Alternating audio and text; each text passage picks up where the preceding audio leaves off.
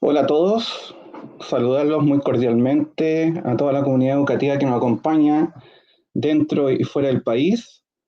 Estamos iniciando ya el 7º conversatorio sobre temas relevantes para los centros educativos en tiempos de pandemia. Esta es una iniciativa de la Fundación Arauco, el Centro de Investigación Avanzada en Educación de la Universidad de Chile, CIAE, y el Centro Líder Educativo de la Universidad Católica de Valparaíso. Mi nombre es Mario Uribe, del Centro Líder Educativo, y junto a Marcela Sáez, directora de Innovación y Desarrollo de Fundación Arauco, le damos la bienvenida a todos y a todas. Estamos muy contentos ya de estar en esta 7ª versión. Nos encontramos en el último trimestre del año y nos ha parecido relevante abordar cómo los profesionales de la educación y en particular los líderes educativos están analizando y gestionando el tema de la evaluación de los aprendizajes. Sabemos que la evaluación es inherente a la enseñanza, cumple un rol esencial en la práctica pedagógica de los docentes, pues permite ir recolectando la valiosa información respecto de cómo van avanzando nuestros estudiantes. La evaluación en este sentido es un insumo fundamental, imprescindible para acompañar el proceso de enseñanza, de manera que todos puedan alcanzar los objetivos que nos plantea el currículum. Pero, ¿qué está pasando en momentos donde no hemos tenido un año normal? Esta es una pregunta que nos ha venido rondando durante todo el proceso de los conversatorios. Este año ha sido un año completamente irregular. Sabemos que hemos tenido que generar una serie de acciones y a veces generar innovación, ser muy creativos para estar cerca de nuestros estudiantes. También sabemos que hay un porcentaje muy importante de ellos que no han tenido la oportunidad de tener el contacto con sus profesores, ni siquiera una vez. Y los estamos perdiendo del sistema escolar. Entonces, es un año que realmente es complejo. Entonces, este es nuestro tema de hoy, la evaluación. ¿Qué tensiones está generando? ¿Qué desafío está generando a las comunidades educativas?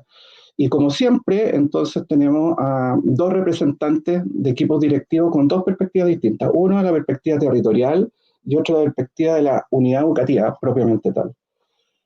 Para eso hoy día nos va a acompañar Cecilia Merino. Ella es coordinadora pedagógica comunal de la Dirección de Educación de Renca, o sea, a cargo de un territorio educativo y con el cual está dialogando con sus profesores y los equipos directivos, tanto de jardines, escuelas, liceos e institutos, para efectos de generar acciones evaluativas ahí donde se pueda. Y a Richard Merino, jefe de la Unidad Técnico-Pedagógica del Liceo Juan Bautista de Hualqui, liceo que es parte del Servicio Local de Educación de Andalián Sur. Cada uno de nuestros invitados, les voy a contar el formato, igual que siempre, va a contar con unos 15 minutos cada uno para relatarnos cuál ha sido la experiencia con respecto a este tema en particular. Los conceptos son muchos, los conceptos son decreto 67, evaluación formativa, evaluación sumativa, procesos de promoción, etcétera. O sea, aquí hay una tensión y junto con Marcela estamos recogiendo en la red social que nos está mirando las preguntas que surjan de las reflexiones que nuestros invitados durante esta tarde nos van a contar y nosotros vamos a transmitir esas preguntas y vamos a cerrar. Como siempre queremos ser muy rigurosos con el tiempo y estar del orden de la hora en este conversatorio. Entonces partimos, le doy la palabra a Cecilia Merino. Hola Mario, muchas gracias. Buenas tardes a todos y todas. Quisiera primero agradecer el que nos hayan permitido como corporación estar presente acá. Quisiera partir entregando algunos datos del concepto de donde les voy a hablar. Como bien decía Mario, se parte el equipo de la Dirección de Educación de la Corporación Municipal de Renca. Iniciamos nuestra gestión en el año 2017 con el alcalde de Castro. En el área de mi cargo coordinamos 15 centros educacionales, entre escuelas básicas, liceos y una escuela de patio. En total atendemos una matrícula de 7.634 estudiantes, de los cuales unos 1.200 se encuentran en el proyecto de integración, que deben de ser evidentemente personal. Nuestras escuelas y liceos tienen un alto índice de irritabilidad que se sitúa entre el 87 y el 95%. La mayoría se ubica sobre el 90% de vulnerabilidad. Quiero compartir con ustedes algunos elementos que han sido clave para que como equipo de la Dirección de Educación pudiésemos entregar orientaciones desde el primer día de suspensión de las clases presenciales y a los equipos directivos también y los equipos de aula les facilitara la generación de estrategias para enfrentar esta nueva situación. Cabe señalar que las orientaciones que nosotros entregamos como equipo de educación fueron consensuadas en su momento por el Colegio de Profesores en una mesa pedagógica que iniciamos a partir del año pasado. El primer elemento que nos colaboró es contar con una propuesta educativa comunal compartida que entrega un marco de actuación. Un segundo elemento es la formación permanente a docentes, directivos y asistentes de la educación que hemos iniciado desde el año 2017. Dentro de esta formación, a mi juicio, lo que más se ha visibilizado y potenciado en este tiempo es la diversificación de la enseñanza, con énfasis en el trabajo colaborativo, aprendizaje basado en proyectos, enseñanza para la comprensión que comenzamos el año pasado y estamos en este momento trabajando en ello con la corporación Ágape y, por supuesto, evaluación para el aprendizaje, que fue la primera formación que iniciamos el año 2017 con saberes docentes de la Universidad de Chile. Y no es casualidad, así como bien decía Mario, ¿no es cierto? Para nosotros es la evaluación es consustancial al proceso de enseñanza y aprendizaje y determina, por lo tanto, también la forma en que se aprende. Para nosotros, formar a los docentes y directivos en evaluación para el aprendizaje significó y significaba un cambio importante de paradigma y también implicaba la modificación de los reglamentos de evaluación independientes de si se promulgaba o no el decreto 67, que fue finalmente promulgado el año siguiente que nosotros iniciáramos la formación. Y además nos permitía contar con un fundamento teórico de respaldo y tener un marco de acción respecto a la evaluación. Un tercer elemento importante es el trabajo colaborativo de los equipos de aula. Si bien tienen un desarrollo desigual en los distintos centros educativos, al igual que la implementación de las formaciones, en general este se ha orientado a definir las metas de comprensión o criterios de evaluación a partir de los objetivos de aprendizaje clave o la nuclearización de ellos. También a generar desempeños de comprensión o escenarios de evaluación con actividades auténticas que incluyen la cotidianidad del hogar, que es el espacio que nuestros estudiantes están, principalmente esto con los estudiantes más pequeños. También este trabajo colaborativo es importante para la articulación de asignaturas y el desarrollo de proyectos. El aprendizaje basado en proyectos que nosotros iniciamos en el 2018 se ha expandido en su uso tanto en las escuelas como asignaturas y con los distintos profesores. Este trabajo se evalúa a través de rúbricas elaboradas en esta instancia de trabajo colaborativo de los equipos de aula. Otro aspecto relevante que hemos impulsado desde hace unos años y en estos momentos cobra mucho sentido es el uso de datos. Este se ocupa preferentemente en el monitoreo del avance de los aprendizajes de los estudiantes y también para detectar a estudiantes que no están respondiendo o no se están vinculando con la escuela o el liceo. Este trabajo último lo hacemos codo a codo con el equipo de convivencia y resguardo de derechos. Tenemos también potenciando, ¿no es cierto?, nuestro programa Filantú, que es un programa también para apoyar las trayectorias educativas. Para esto, para hacer este monitoreo y este proceso, la mayoría de las escuelas y liceos ha ideado sus propias planillas de seguimiento. Luego los datos los transforman en gráficos, los triangulan con otros y se analizan en instancias de trabajo colaborativo. Como creo nos ocurrió a todos, la preocupación primera, ¿no es cierto?, que tuvimos era responder a los cómo. Y en el cómo vamos a evaluar, nosotros optamos desde el primer momento por evaluar sin calificar, sin colocar notas y centrarnos en la evaluación formativa para el aprendizaje. Pensamos que en el contexto socioemocional que se encontraban y que se encuentran aún nuestros estudiantes, la responsabilidad del aprendizaje no puede recaer en ellos ni en sus familias. Desde el enfoque de la evaluación para el aprendizaje y la enseñanza para la comprensión, también hemos fortalecido algunas prácticas pedagógicas relevantes, como permitir un mayor protagonismo de los estudiantes en relación, por ejemplo, a que se comparte más entre los estudiantes y los docentes las metas de comprensión y por ende los criterios de evaluación. Esto se hace por grupos de estudiantes o en forma individual. En el caso de los proyectos, también a través de profesores jefes o tutores. También participan más los estudiantes en la elección del cómo evidencian sus desempeños de comprensión, desde diferentes opciones que les presentan los mismos docentes, adecuadas a su contexto, a sus posibilidades en relación a los medios, a los apoyos con los que cuentan. Y en este sentido también se trata de tener una variedad de evidencia de desempeños de comprensión de los estudiantes.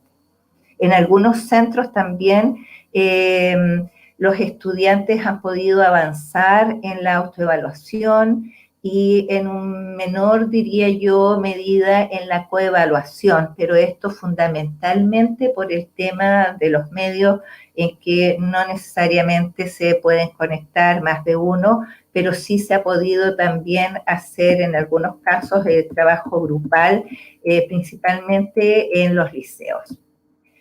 Por otra parte, al igual que en cualquier otro momento, la retroalimentación formativa es y ha sido fundamental. Y ha sido uno de los aspectos también más complejos con los que se han enfrentado las escuelas y los liceos, los equipos, tanto directivos como los equipos de aula. Lo interesante de esto es que en el caso de los estudiantes de básica y de educación parvularia, en estas retroalimentaciones también participa un miembro de la familia, la mamá, el papá o el cuidador.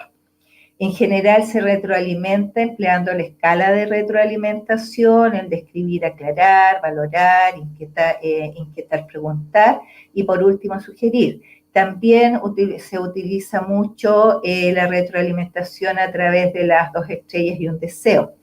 La idea es que la retroalimentación sea un diálogo entre el estudiante y el docente. También hemos puesto principal atención en poder entregar la retroalimentación en forma oportuna, que también ha sido algo que ha costado, pero se ha logrado fundamentalmente cuando se hace esta retroalimentación a los proyectos, al trabajo de proyectos. Y en general se hace en forma personal a través de una videollamada. Y también los docentes refuerzan esta retroalimentación a través de un informe enviado por correo electrónico al estudiante o la familia. Los aprendizajes también se evidencian de diferentes y novedosas maneras, construyendo juegos, maquetas, libros, revistas institucionales también, a través de videos que hacen los mismos estudiantes apoyados a las familias, y esto se ha utilizado mucho para evidenciar el progreso de los estudiantes en el proceso lector, sobre todo. Ha sido muy significativo el aporte de los videos en ello. Como señalara, todo esto no ha sido fácil, considerando lo mismo que decía Mario, ¿no es cierto? Todas las dificultades y que evidentemente ustedes también conocen y las sufren, las desigualdades en términos de conectividad, de posibilidades de apoyo que tienen los estudiantes a partir de su familia. Lo que también ha significado que se han agudizado las brechas entre los estudiantes a pesar de los tremendos esfuerzos de los docentes, los profesionales PIE y los directivos.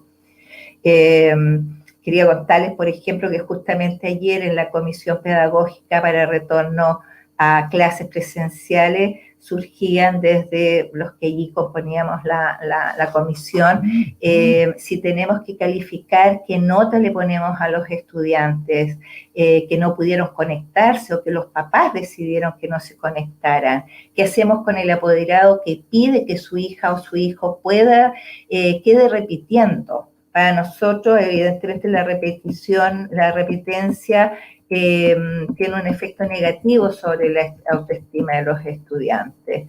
Tenemos muy claro también que debemos garantizar la implementación de planes específicos de nivelación, de refuerzo educativo o de restitución de saberes como una prioridad cuando se retomen las clases presenciales.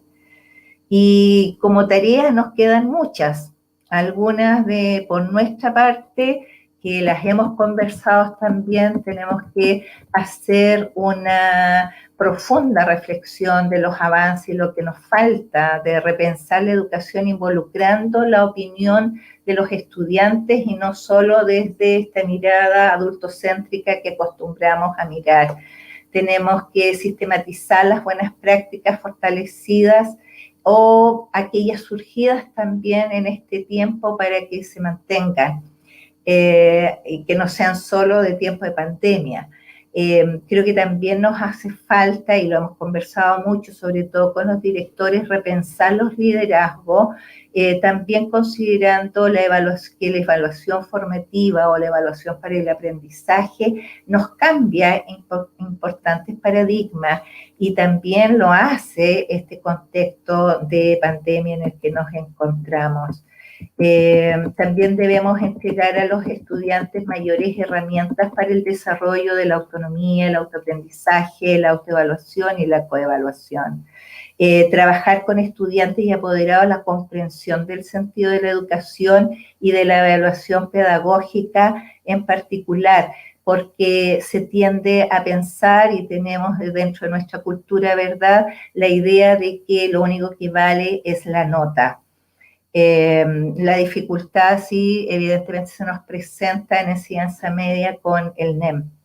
Y un gran trabajo que tenemos nosotros como Corporación de Renca es potenciar todo este trabajo bajo un enfoque comunitario.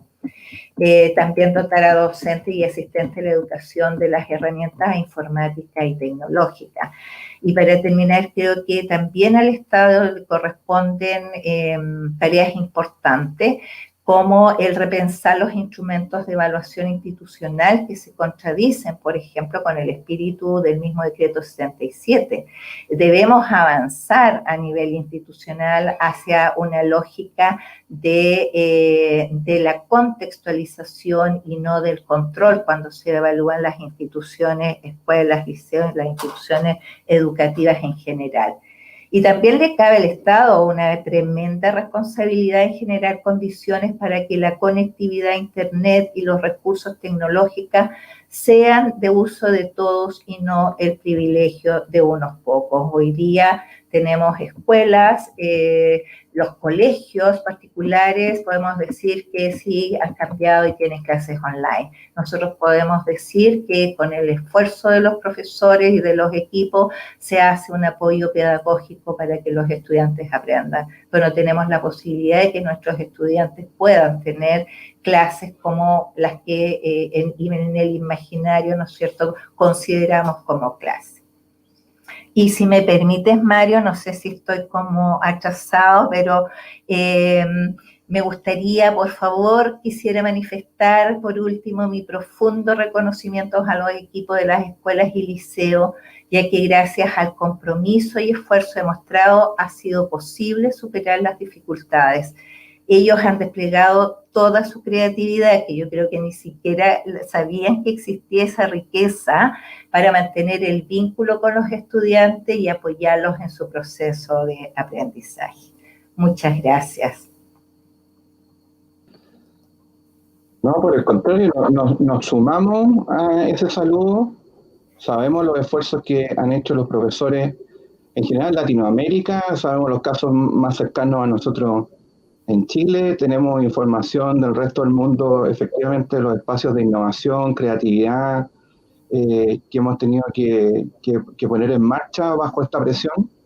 Efectivamente, esto ha sido un esfuerzo titánico de directivos y profesores, así que podemos estar más de acuerdo. Y luego ya vamos a tener la oportunidad de hacer algunas preguntas adicionales, como esto de los nuevos enfoques más comunitarios que comentaste, o los nuevos liderazgos que están apareciendo. Sin duda, claro, los sistemas de evaluación nacional, son estructurales, también chocan con algunos de los conceptos que estamos viendo y pues, sobre todo con la realidad, obviamente una realidad distinta en un momento. Así que gracias por esta primera intervención. Ahora tengo el gusto de presentar a Richard Merino, jefe de la Unidad Técnico-Pedagógica del Liceo Juan Bautista de Hualqui. Richard, te cuento, y le aprovecho de contar a Cecilia y a todos ustedes que ya tenemos un poco más de 450 personas profesores y directivos, no solo de Chile, sino que también de México, de Argentina y de otras latitudes que están siguiendo en este momento el conversatorio. Así que muchas gracias también por tu participación y te damos los 15 minutos. Bien, gracias Mario. Primero que todo, para que no se vaya a enojar mi padre, mi apellido es Miranda, no Merino, pero bien. Sí. Bueno, me presento entonces, soy Richard Miranda, soy profesor del Liceo San Juan Bautista de Hualqui. En estos momentos estoy ejerciendo como jefe técnico del liceo. Y mi liceo es un liceo que está en una comunidad que se llama Hualqui, un pueblo que se llama Hualqui, que está cerquita de Concepción, a unos 25 minutos de Concepción, y tiene bastantes características particulares que de alguna forma condicionan y marcan los lineamientos que nosotros hemos decidido desarrollar en nuestra institución en este contexto de pandemia. Quiero compartir una pantalla. Denme un segundito. La tenía abierta. Ya. Voy ahí.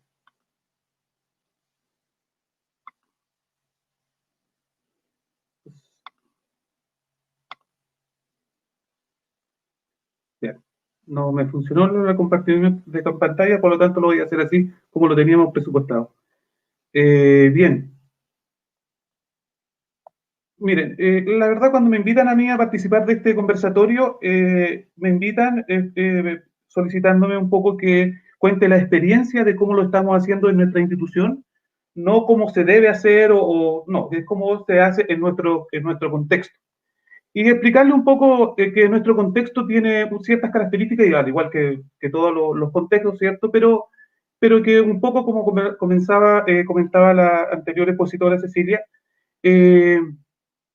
el caso de nosotros es un colegio que antiguamente era municipal, hoy día pertenece al Servicio Local Andalien Sur, y tiene un alto índice de vulnerabilidad del 94,3%. En la primera presentación de estos webinars estuvo Santiago Rincón, y él les puso que con toda esta situación las brechas de una educación de calidad se estaban ampliando, y los grupos más afectados precisamente eran los grupos, por ejemplo, los grupos de alumnos que tenían necesidad educativa especial, contaban con un alto grado de ruralidad, de vulnerabilidad, y los grupos étnicos, eran los que más estaban sufriendo en este periodo. Y de esos 4 grupos, 3 de esos grupos altamente tenemos nosotros en nuestro establecimiento. Y además, decir que teníamos un 80% de alumnos sin conectividad. Por tanto, todos los esfuerzos que estamos haciendo para poder llegar a nuestros alumnos están dados por estas condiciones que está inmerso en nuestra institución.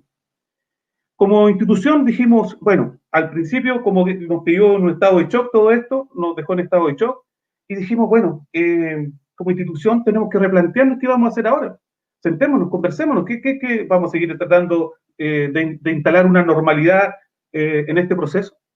Entonces dijimos, pongámosle nuevamente los énfasis que queremos y los propósitos que queremos como institución. Y resultaron 3 elementos muy potentes. Obviamente, como institución, tenemos que intentar implementar el currículum y la evaluación, pero además se enfatizaron 2 elementos que creíamos que eran fundamentales en este contexto. Uno, que era el de vinculación con la familia, para entender y saber y conocer el estado situacional de cada uno de nuestros niños, cómo estaban emocionalmente, cómo estaba la economía de la familia, cómo estaban las preocupaciones, el estado anímico de ellos, con qué recursos contaban, con qué espacios, si tenían conectividad, no tenían conectividad, si tenían acceso a un computador, a un teléfono, como para poder nosotros comunicarnos con ellos. Y por supuesto, otro elemento que consideramos muy trascendental, por eso esta evaluación tiene que haber sido fue bastante integral, y tenía que ver con atender y contener emocionalmente a nuestros estudiantes y entregar alguna certeza respecto al autocuidado, a la salud de ellos, y que, por cierto, nosotros consideramos que seguimos siendo referentes importantes para ellos. Por lo tanto, creíamos que podíamos aportar desde la perspectiva que siempre ha tenido la institucionalidad para las familias de Hualqui. Después dijimos cuáles son los principios que nos movilizan a nosotros como institución, y creo que eso es fundamental para que todas las instituciones tengan claro cuáles son los principios movilizadores de la gestión curricular en el establecimiento. Y nosotros tenemos 3, nos focalizamos fundamentalmente en 3. Uno, la flexibilidad. ¿Ya? La flexibilidad que también propone el decreto 67, ya que vamos a hablar precisamente de la evaluación. La flexibilidad, sobre todo en este contexto de adecuar los procesos a la diversidad que tenemos como institución, a la diversidad que tenemos de las características de contexto de nuestros estudiantes, a la diversidad que tenemos de estados situacionales de nuestros estudiantes. El otro pilar fundamental de nuestro accionar, y que ya también mencionaba y valorizaba Cecilia Merino, era la reflexión sobre la práctica. ¿Ya? Creemos que es un pilar fundamental desarrollar a nuestros colegas, desarrollar las personas, desarrollar a la comunidad en comunidades de aprendizaje profesional, como lo queramos llamar, pero lo importante es que haya una reflexión continua y constante y guiada, pedagógica, pendiente a la mejora de las prácticas pedagógicas y por consiguiente a los aprendizajes de nuestros estudiantes. Y el tercer principio, que también mencionó Cecilia, y creo que estamos en concordancia ahí, como muchos de ustedes tal vez, es el trabajo colaborativo. Creemos que en esta instancia las mayores fortalezas que han surgido del accionar que hemos planificado por todo este periodo han surgido precisamente de las competencias, de las habilidades, del despliegue y del compromiso, del despliegue de habilidades y de compromiso que hay en nuestros colegas. A veces salimos a buscar, por ejemplo, capacitaciones a otros lados, salimos a buscar el conocimiento a otros lados, y muchas de las situaciones basta a lo mejor con indagar qué capacidades tenemos instaladas y cómo las podemos poner en circulación para que se produzcan estos círculos virtuosos de crecimiento colectivo. Bueno, en la práctica, ¿qué hemos estado haciendo nosotros? Primero que todo, cuando nos sentamos a conversar, pensamos y dijimos, ¿podemos seguir en la normalidad? No, dijimos, definitivamente no. La cantidad inicialmente enviamos, no sé, por cada asignatura enviamos por lo menos una guía, tenían 14 asignaturas nuestros alumnos, 14 guías en la semana, distintas. Claro, eso nos duró una semana cuando dijimos, bajemos el cambio, bajemos un poco la velocidad, repensemos lo que estamos haciendo, y empezamos a crear núcleos de aprendizaje, y lo tradujimos en definitiva en módulos. ¿Ya? Algunas asignaturas quedaron solas, como por ejemplo matemáticas, y otras las agrupamos con un cierto grado de afinidad que tenían unas con otras, como por ejemplo creamos uno que se llama Humanidades, y que comprende todo lo que tiene que ver con historia, ciencias sociales, formación ciudadana, lenguaje y filosofía en el caso que correspondiera. En estos grupos interdisciplinarios de trabajo colaborativo se creaban módulos de trabajo. ¿Ya? ¿Para qué? Para definir, diseñar qué y cómo van a aprender los estudiantes. ¿Qué van a aprender? Eso es una discusión pedagógica que tenemos que darle. ¿Qué van a aprender en este contexto? Posteriormente, mucho después, alrededor de 3 semanas posteriormente, el ministerio lanzó todo lo que tenía que ver con la priorización curricular en este contexto. Nosotros ya habíamos trabajado en unas priorizaciones curriculares que en algunos casos coincidió mucho con lo de la priorización del ministerio y que posteriormente la fusionamos y llegamos a una sola. ¿Ya? Estas reuniones de equipo son constantes todas las semanas, los equipos se reúnen para crear estos módulos de aprendizaje. Descubrimos, en este contexto, descubrimos que la autonomía o la gestión del aprendizaje que tenían nuestros estudiantes autónomamente, digamos, la autonomía que habíamos desarrollado en nuestros estudiantes era muy precaria en realidad. Habíamos trabajado desde otras perspectivas y finalmente no habíamos generado lo que declarábamos constantemente que eran nuestras pretensiones. Hicimos un análisis honesto, terriblemente honesto, y que creíamos que era la única forma de poder tener un punto de partida sincero y honesto. Entonces dijimos, bueno, no generamos autonomía durante todo este periodo de los 45 años tal vez de historia de nuestro liceo. Lo que habíamos generado autonomía no nos permitía establecer un trabajo telemático tan profuso o tan eficiente. Entonces había que hacer algo. Entonces se comienzan a elaborar estos módulos que en la práctica van a perseguir precisamente desarrollar algo en lo que se puede en estos contextos y entendiendo lo que ya habíamos dejado de hacer, módulos que un poco buscaran la autonomía. Precisamente le llamamos los módulos autónomos, ya que en sí el alumno podía desarrollarlo sin la mayor intervención de nuestros profesores. Fue difícil porque en realidad habíamos practicado más el conductismo que otros tipos de prácticas pedagógicas y de alguna forma a los alumnos se les complejizó mucho. En estos módulos entonces los profesores definen las metas, los tiempos, los responsables, los instrumentos de evaluación que vamos a llevar a cabo, los procedimientos de evaluación vinculados a ellos, la construcción de los criterios de evaluación y por supuesto los indicadores que nos van a permitir levantar esta información para tomar decisiones posteriormente. ¿Ya? Entendemos la evaluación como un proceso formativo definitivamente.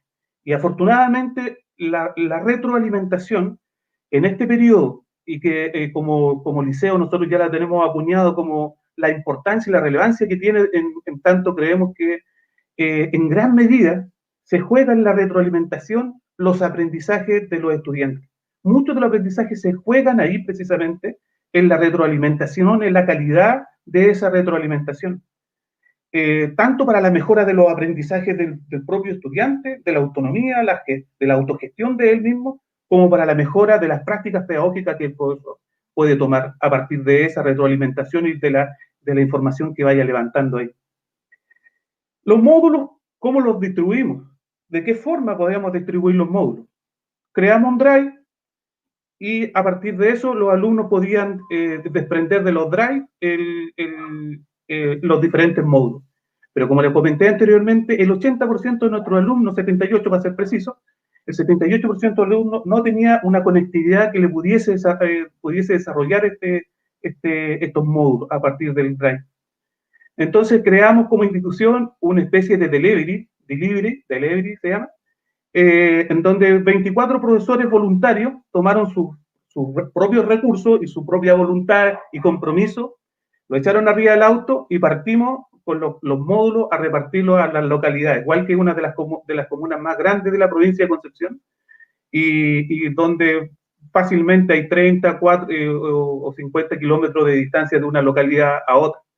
Y bueno, se fueron y esa era la mecánica que estábamos utilizando hasta antes de la cuarentena, ir a repartir a las casas cada uno de los módulos. Ha sido un trabajo enorme, pero me imagino que la mayoría de ustedes y la mayoría de las comunidades han establecido esfuerzos enormes también, han hecho esfuerzos enormes que de alguna forma nos demanda el tiempo y nos demanda en realidad el compromiso que tenemos con nuestras comunidades. y con nuestros alumnos, porque en realidad, más que un dato, que por cierto son importantes, para nosotros hay un rostro detrás de un dato, como dice Michael Fullan, ¿no?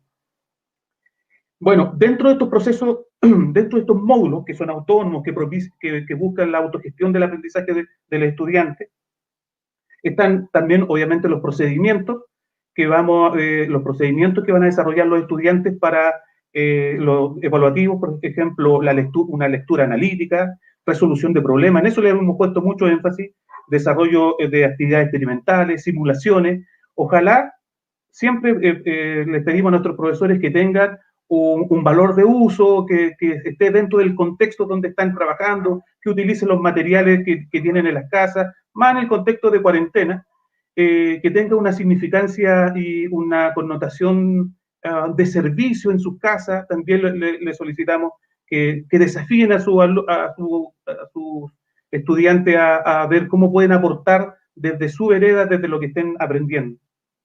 Esos son más o menos los alineamientos para la construcción de estos módulos. Y por supuesto, los instrumentos más utilizados para levantar esta información, esta evidencia, son las rúbricas, las escalas de apreciación y las listas de cotejo, dependiendo de los niveles, dependiendo de los procedimientos que hemos utilizado y dependiendo también de los objetivos de... ¿estamos en tiempo? Ya, voy a terminar rapidito. Pero como les decía, la retroalimentación en este proceso ha sido fundamental y ha sido nuestra estrategia fundamental. Nosotros no hemos enfocado en hacer clases propiamente tal. Nosotros nos hemos enfocado, cuando recibimos estos módulos, levantamos esta información, los profesores nuevamente se reúnen, analizan toda la información, ven cuáles son los objetivos más logrados, los menos logrados y cuáles han provocado mayor dificultad en nuestros estudiantes y preparan una retroalimentación virtual sincrónica, ¿cierto? Y la retroalimentación asincrónica a través de WhatsApp, a través de llamado telefónico, correo electrónico, pero la fortaleza de nosotros hoy día está en que las retroalimentaciones las hacemos virtuales, no hacemos la clase propiamente tal, sino que hacemos solo las retroalimentaciones de los objetivos más descendidos de nuestros estudiantes. La retroalimentación, le llamamos la retroalimentación, tiene que tener dos características para nuestros profesores. Una, que sea efectiva, como dijo también Cecilia, oportuna, que tienda a la mejora, que tienda a la progresión de los aprendizajes de nuestros estudiantes, y por cierto, que sea afectiva, ¿ya? Y cada una de estas retroalimentaciones ha tenido una connotación de acercamiento increíble con nuestros estudiantes. Nuestros estudiantes están muy agradecidos por eso. El afecto y el vínculo que se ha desarrollado se ha profundizado enormemente. Desafío, tensiones, por cierto, desafíos y tensiones profundas, como por ejemplo, ¿qué pasa con los alumnos, como decía Mario al inicio, qué pasa con los alumnos que no están teniendo participación? ¿Cómo los promovemos? ¿Hay algún desafío o alguna tensión que tenemos que instalar en la discusión en cada una de las unidades educativas? ¿Cuál es la trascendencia o los alcances morales que hay de dejar repitiendo un alumno o no promoverlo? ¿Ya? Bueno, esos son algunos desafíos. Espero que, bueno, se me acabó el tiempo, pero espero que a raíz del conversatorio ahora podamos a lo mejor profundizar alguno de los temas, Mario. Por supuesto, Richard. Oye, gracias. Lo último que es importante, quiero agradecer, por cierto, a todos los profesores de Chile y de Latinoamérica, que sé que ha sido particularmente difícil en toda Latinoamérica y en Chile en particular, y en especial, por supuesto, a los profesores del Liceo San Juan Bautista de Hualqui, que han hecho un trabajo de joyería de alta calidad y de alto compromiso. Así que eso quería cerrar la primera parte de esta presentación. Claro. Saludos cordiales para ellos también. Yo quiero dejar ahora a mi colega Marcela, quien ha estado sistematizando las preguntas, y a Cecilia, que se nos une para efectos de poder ir en preguntas y respuestas precisas, rápidas, que podamos ir recogiendo la experiencia de ustedes en función de las tensiones y los desafíos que tenemos. Marcela. Sí, yo creo que este es un tema que necesita mucho interés por parte de los profesores y los directivos y sostenedores, y eso se ha mostrado ampliamente a través del chat. Recibimos muchas preguntas, así que esta vez, como nunca, voy a tener que seleccionar algunas y no vamos a poder responder todas. Y antes de iniciar con esas preguntas y la conversación con Richard y con Cecilia, igual me gustaría agradecer todas las preguntas que han llegado, todos los comentarios que tenemos desde el chat, y nombrar que estamos conscientes de que nos están escuchando desde Argentina, desde México, desde Bolivia, desde Colombia y de muchísimos lugares de Chile, prácticamente todo el país, en el fondo ha mencionado desde dónde está conectado, y por nombrar algunos, si le doy preferencia a algunos de mis amigos me perdonan, pero están conectados desde Constitución, desde Mariquina, desde Vallenar, Copiapó, Valdivia, San Vicente, Punta Arenas, Chimbarongo, Tirúa, La Unión, Puerto Montt, Nancagua, Algarrobo, Papudo, Cañete. Quiere que les diga, mucha gente conectada, tenemos más de 480 personas en línea, así es que voy a ir con esas preguntas que yo creo que hay harto interés por saber un poquito más de sus experiencias, Cecilia, en la Corporación de Renca y Richard en el liceo. Un aspecto que los dos mencionaron y en el que se han hecho algunas consultas tiene que ver con la retroalimentación. Justo ustedes mencionaron, ¿cierto? Cecilia mencionó la importancia de esta retroalimentación formativa, que a pesar de la complejidad, ¿cierto? Se ha ido dando con algún miembro de la familia que han adicionado a esta retroalimentación. Richard comentó la importancia de que en la calidad de esta retroalimentación se va jugando el aprendizaje y también no solo el aprendizaje para el estudiante, sino que la mejora de la práctica pedagógica del profesor. Entonces, una de las preguntas que tenemos en relación a esto es ¿cómo lo están haciendo?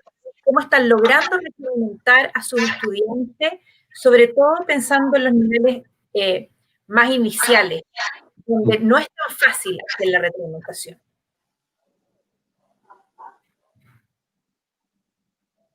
Yo no sé si Cecilia puede contestar eso. En realidad, yo estoy hablando desde mi experiencia, y mi experiencia tenemos desde primero medio a cuarto medio, es decir, enseñanza media. Para los de otros países, la secundaria, digamos. No tengo niveles de los primeros, de los iniciales, que por cierto creo que tiene reviste una complejidad mayor. Así que no sé si Cecilia puede contestar eso como...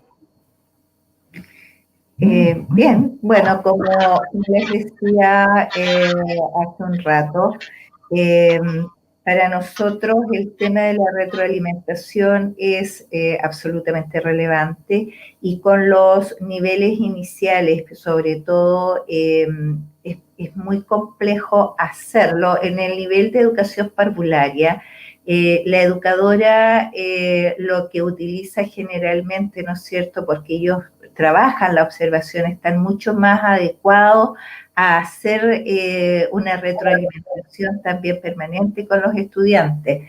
Desde esta perspectiva, por ejemplo, una de las cosas que ha sido muy compleja es la retroalimentación en el proceso lectoescrito. Y en ese sentido, las escuelas, y yo lo he visto, he estado presente en reuniones con las profesoras, se usa mucho y compartimos también en nuestras redes las retroalimentaciones que se hacen, y uno de los medios que se utiliza mucho es el video donde el niño lee, donde también escribe, se le dictan, por ejemplo, palabras, y todo esto normalmente se hace por videollamadas. No tienen el computador como para estarlo haciendo, sino que los profesores, los asistentes, estamos todos trabajando juntos, el profesor, el equipo PIE y los ayudantes y los asistentes de aula, y es la forma normalmente que se retroalimenta, que se ve el desempeño de los estudiantes. De ahí viene un diálogo en general con la familia, con un miembro de la familia. En el caso, tenemos muchos niños que viven con sus abuelitas o con cuidadores que no tienen un mayor nivel, a lo mejor educacional, ¿no es cierto?, no han llegado, pero sí ellos son, se les refuerza o se les sugiere que apoyen el proceso de aprendizaje con cosas tan simples como las que hacen en el hogar, con juegos, por ejemplo, para la conciencia fonológica. Ellos pueden hacer muchas cosas desde lo que es el hogar. Entonces también el vínculo con el hogar se ha potenciado mucho en este espacio y que es importante para darle el sentido a lo pedagógico también, porque normalmente en los cursos menores, en las clases presenciales, si está lloviendo no los mandan a los niños a clase, o si hace mucho frío tampoco, y el estando, esta conexión permanente con la familia, sí se ha podido dar, no siempre y no en todos, pero en una gran mayoría, un mayor sentido y de involucramiento en la educación. Marcela, ¿puedo intervenir ahí? En realidad, como habían preguntado para los grupos más chiquitos, en realidad nosotros lo estamos haciendo en equipo. Las retroalimentaciones, una vez que los módulos han llegado, se levanta la información respecto, como dije anteriormente, respecto a los objetivos más alcanzados y los menos alcanzados, y se diseña una retroalimentación virtual para los grupos, en donde participan la mayoría de los profesores del departamento, o del módulo que estamos desarrollando, más las educadoras diferenciales, y entre todos van respondiendo preguntas, un poco como estamos planteando así nosotros ahora. Uno va recogiendo la información de las preguntas del chat, porque muchos alumnos no se atreven a hablar, entonces, bueno, utilizan el chat, y otros profesores van... otros profesores van motivando preguntas. Oye, a mí se me ocurriría esta pregunta, como para ir motivando la retroalimentación.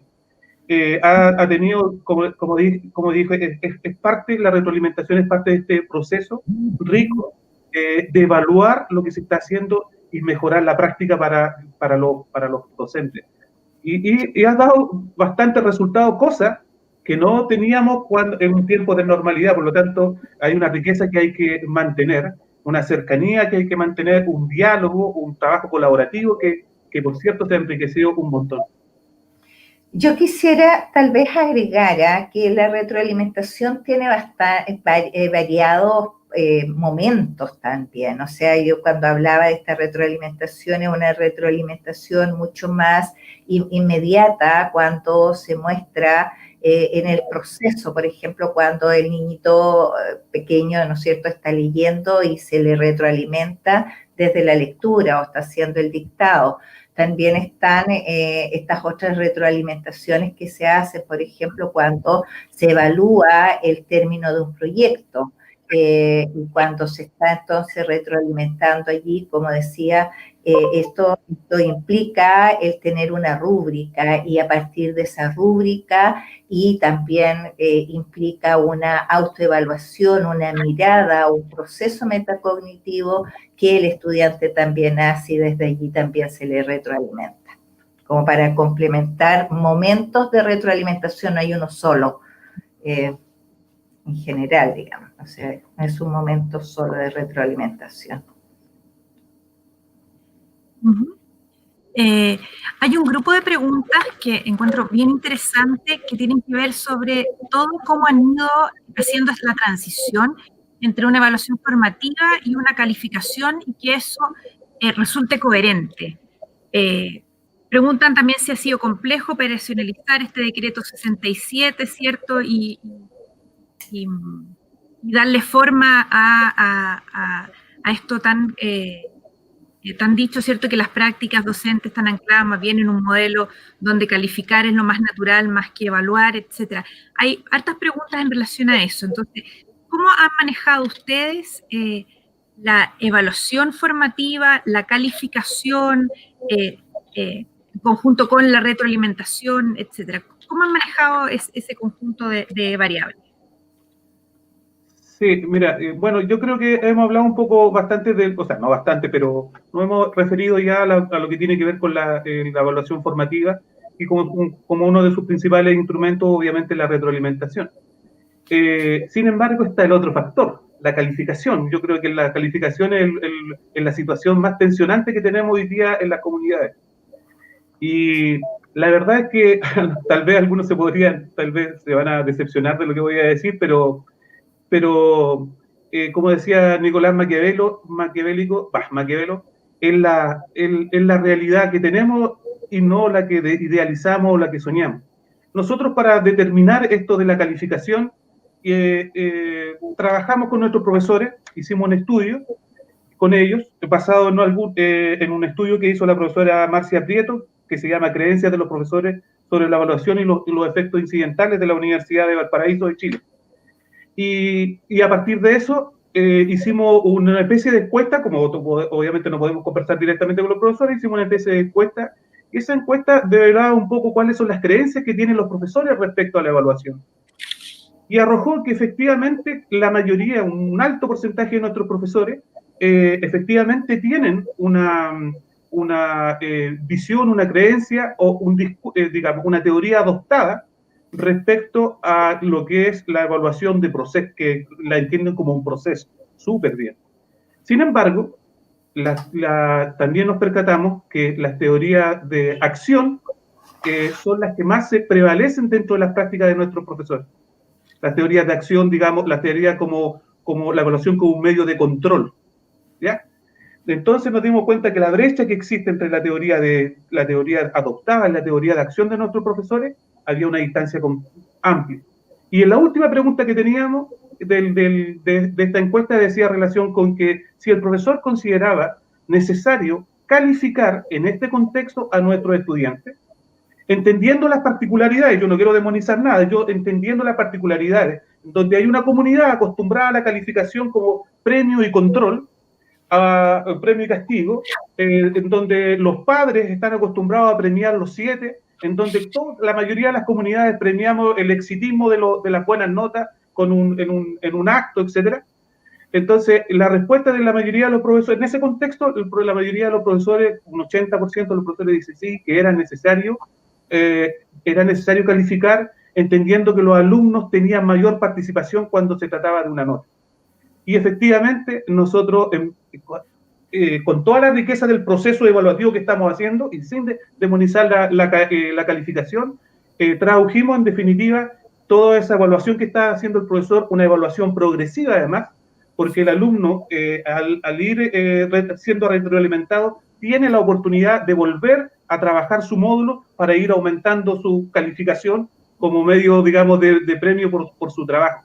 Como dije anteriormente, es el contexto donde los desarrollamos y no las idealizaciones que a veces queremos nosotros trabajar. Pero en realidad ese es nuestro contexto con alumnos que han trabajado durante 45 años o toda su trayectoria educativa conforme a recibir una calificación por su trabajo. Entonces, en ese contexto, nosotros no nos perdimos. Dijimos, bueno, tenemos que trabajar en este contexto y avanzar, por cierto que sí. Ojalá en algún momento, desde mi perspectiva, anular las calificaciones como un medio de premio y castigo.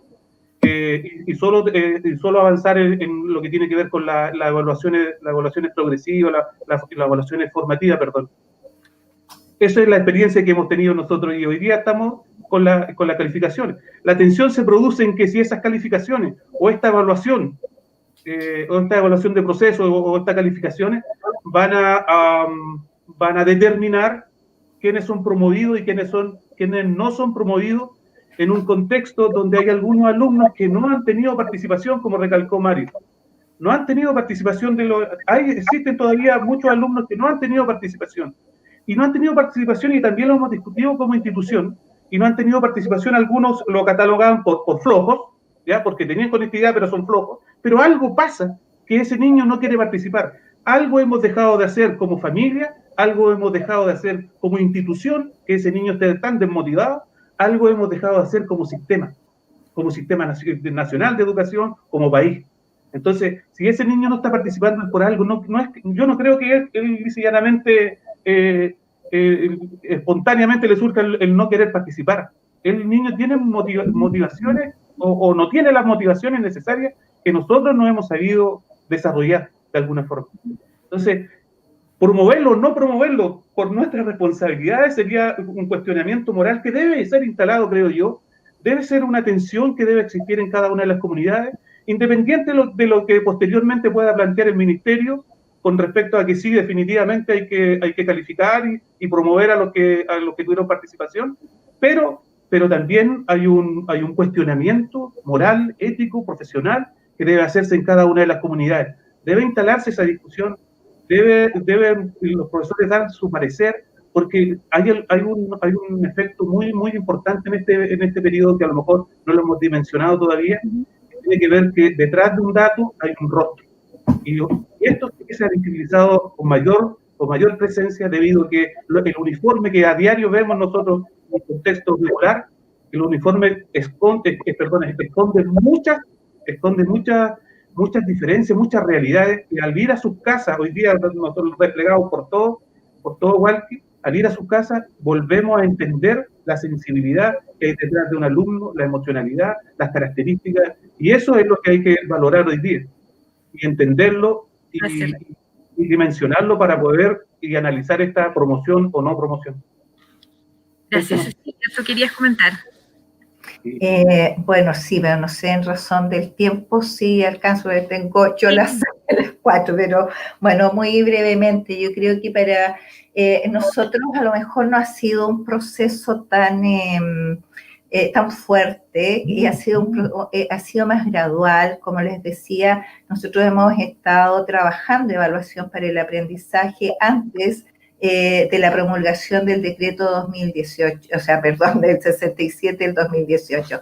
Entonces, empezamos a trabajar con un grupo de profesores líderes y con jefaturas técnicas y con directores. Empezamos a trabajar la evaluación para el aprendizaje, de manera de que este mismo grupo de profesores que ejercían un cierto liderazgo dentro de sus colegas pudiese ir desde su perspectiva y desde su experiencia comenzar a trabajar este proceso de evaluación para el aprendizaje. Eso así ayudó muchísimo a que los demás empezaran a querer trabajar de la misma manera, y yo creo que también ir instalando que el sentido pedagógico de todo lo que hacemos en la escuela, que no es finalmente la nota lo que implica, sí, como bien dice Richard, hay que colocar notas. Lo decía yo, el NEM nos obliga, y hoy día el problema es qué hacemos con los estudiantes de enseñanza media. ¿Qué pasa con aquellos estudiantes de cuarto medio que rinden, ¿no es cierto?, la prueba de transición y que tienen que estar postulando a la educación superior y tienen que tener notas? Entonces, es un gran escollo que se tiene que resolver y que aún el ministerio, por lo menos yo no he escuchado las respuestas que yo he tenido del ministerio. Mire, esto lo tiene que ver el DEMRE lo tiene, y el DEMRE no se pronuncia, por lo menos el consejo, creo que hubo una reunión de consejo de rectores que se iba a pronunciar al respecto. Entonces sí, está en nuestra cultura, pero también tenemos que ir avanzando en que, independiente de la nota, que sea una cuestión de cumplimiento, sea el estudiante, la familia, la comunidad educativa y la comunidad, todos, la sociedad comprenda que lo que importa es que el estudiante aprenda y aprenda profundamente, que lo que aprenda le sirva para la vida, que lo que está aprendiendo, lo que está comprendiendo, en el fondo más en una concepción de comprensión que le permita hacer conexiones que finalmente se van a traducir, ¿no es cierto?, en reflexión, en solución de problemas, etcétera, tanto para su vida laboral como su vida personal. Esa es la idea, en eso tenemos que ir trabajando profundamente, que la nota es un simbolismo, etcétera. Pero ¿cuántas veces nos hemos encontrado con estudiantes que se sienten angustiados frente a un proceso, frente a una prueba? Y cuando conversamos con él, cuando generamos un diálogo con él de lo que nos expresa todo lo que sabe, es más, y empieza a profundizar inclusive en sus conocimientos, porque se empieza a interesar en lo que está aprendiendo. Entonces, yo creo que es un arduo trabajo, pero tenemos que, nosotros pasito a pasito, hemos ido logrando eso y hemos entrado a una cultura distinta de la evaluación. ¿Que nos falta camino que recorrer? Por supuesto que sí. Gracias, Cecilia. Nos vamos a quedar con muchas preguntas sin contestar, pero hay varias que tienen que ver con cómo finalmente vamos motivando a los alumnos a permanecer en lo pedagógico cuando hay desconexión, cuando no es posible vincularlo, cómo estamos calificando o evaluando en el fondo a esos estudiantes que no tienen condiciones de conexión o de apoyo de un adulto que lo pueda apoyar o acompañar, etcétera. Yo creo que hay varias temáticas bien interesantes que nos quedan y que podemos conversar después con Mario si es que las retomamos en algún otro conversatorio.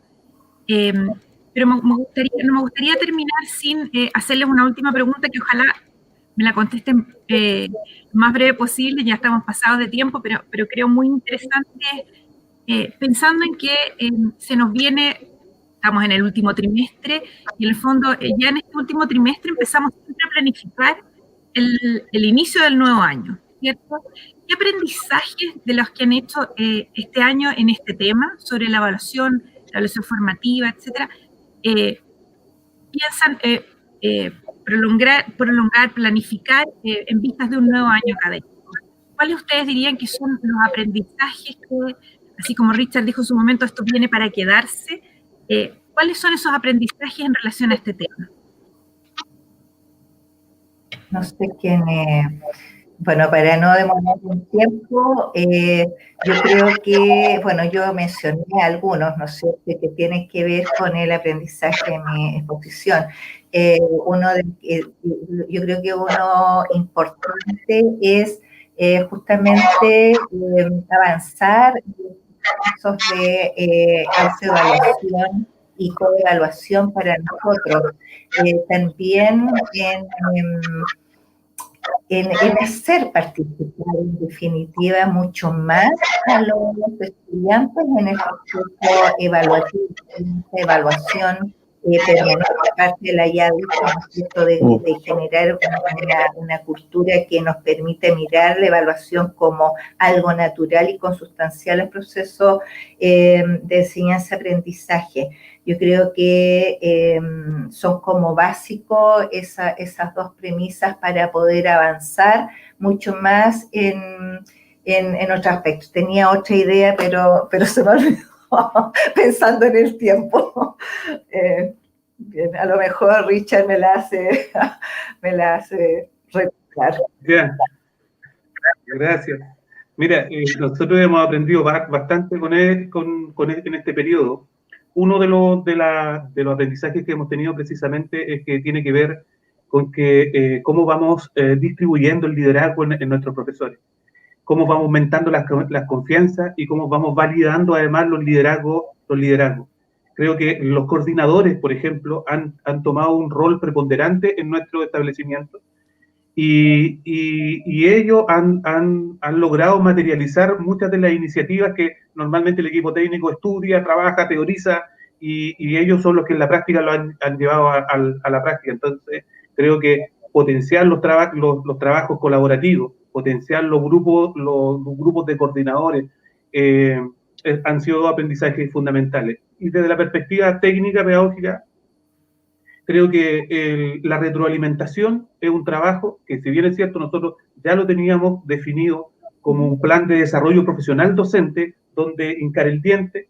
Creemos que la retroalimentación de calidad, como dije anteriormente, se juega mucho de los aprendizajes de nuestros estudiantes. Por lo tanto, ahí es donde tenemos que avanzar, ahí es donde tenemos que dejarlo instalado. Fíjate que las relaciones de retroalimentación que se han dado en este periodo han sido infinitamente superiores a las que se dan cotidianamente en un año regular. Por varias razones. La más explicable es que en realidad esta sincronía de tener a todos los alumnos, los 40 alumnos dentro de la sala de clases, hace casi inviable una retroalimentación de calidad para todos los estudiantes. En cambio, con esta modalidad, el primer retroalimentación que tienen los estudiantes es precisamente a partir del contacto directo con el estudiante. Eso ha sido enriquecedor en las relaciones de nuestros profesores y alumnos, pero sobre todo en los aprendizajes de nuestros estudiantes, ¿ya? No digo que los alumnos a lo mejor estén aprendiendo todo lo que debieron haber aprendido, ¿para qué nos vamos a engañar con eso? Que eso no es real. Pero sí sienta cimientos de prácticas pedagógicas que se pueden replicar en el tiempo y que se deben valorizar también en un año común, ¿ya?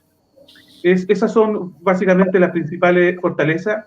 Y por cierto, creo que nos ha dado un empujoncito la pandemia en entender el decreto 67, ¿ya? Pero es más que el decreto por su nombre, entender la evaluación de una forma flexible, que contemple y considere las características de nuestros estudiantes, los contextos, la emocionalidad, inclusive. Nosotros en el colegio hemos trabajado mucho y hemos conversado mucho y han salido temas como la educación de la emocionalidad, y eso yo creo que se ha instalado mucha discusión en el colegio, que a lo mejor cotidianamente no lo tenían. Las facilidades de este medio nos ha ayudado bastante. Así que esos desafíos creo que están pendientes y que los vamos a tratar de mantener en el tiempo. Muchas gracias, Richard.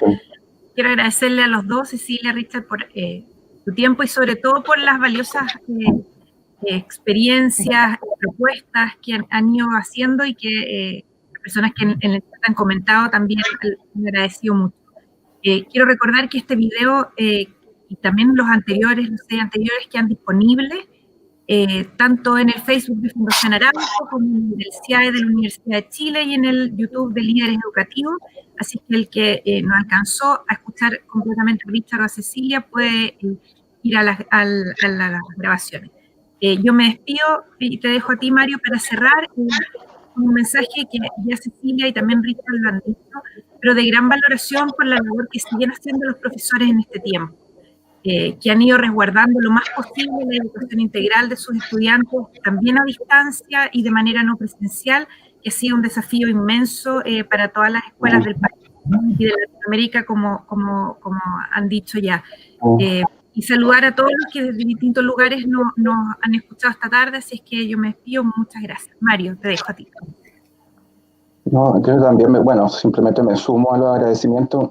Yo creo que ha sido una conversación provocadora de todo punto de vista. Hay unos desafíos enormes para los líderes, esto de entre generar la reflexión de la práctica pedagógica, pero al mismo tiempo enfrentarse a cuestiones muy pragmáticas de realidad que nos obligan a tomar decisiones. Yo creo que hay un tema que es fundamental. Como siempre, y sobre todo en este momento de crisis, aparece como un desafío técnico, pero también como un desafío moral y socioeducativo. O sea, hay toda una dimensión de la política educativa que aquí se pone en tensión en el nivel macro y también en el nivel micro. Entonces, nosotros quedamos muy contentos. Creo que probablemente el tema que más nos incomoda a todos como sistema, no solamente aquí, ya lo hemos dicho, aquí nos están escuchando personas de Bolivia, Argentina, México, de España. Estamos muy impresionados con la audiencia del concepto de la brecha o el gap, que se está dando no solamente en conocimiento, sino que en saberes, y yo me creo que una de las cuestiones que vamos a tener que empezar a abordar muy rápidamente es cómo garantizamos una suerte de plan de restitución de saberes y habilidades en los próximos años. O sea, esto no lo vamos a recuperar en un semestre más, sino que lo vamos a recuperar en un ciclo de 2 o 3 años, y eso hay que empezar a pensarlo desde ya. Así que ahí queda tarea para todos nosotros. Con Marcela vamos a ir viendo cómo abordamos este tema, y les agradecemos a todos, a ustedes en particular, Cecilia, Richard, por su tiempo, su generosidad y por la energía que están poniendo ahí en terreno al tema. Muchas gracias. Así que nos despedimos de todos y nos vemos en 3 semanas más en un próximo conversatorio. Muchas gracias. Adiós. Chao.